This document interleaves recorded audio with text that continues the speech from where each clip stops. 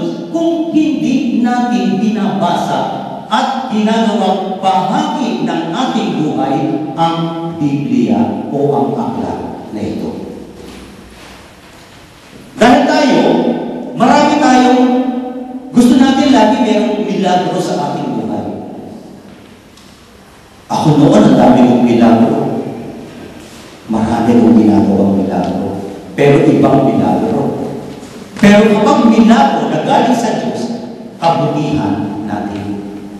And I can call it the greatest miracle is the Word of God. And the Word of God is in these books. No? At marami tayong hindi alam. Ako noon, sabi ko, alam ko, kilala ko si Kristo Jesus. Pero nang mabasa ito, marami pala akong hindi alam.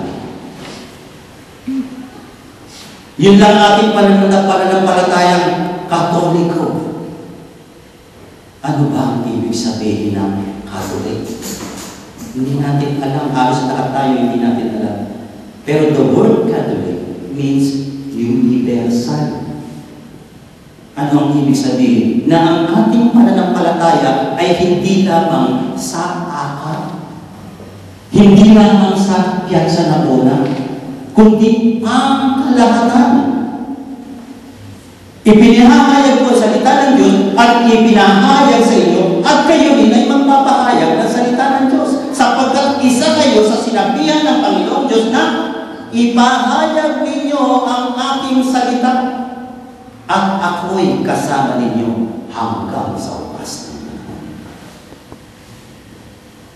At marami din tayo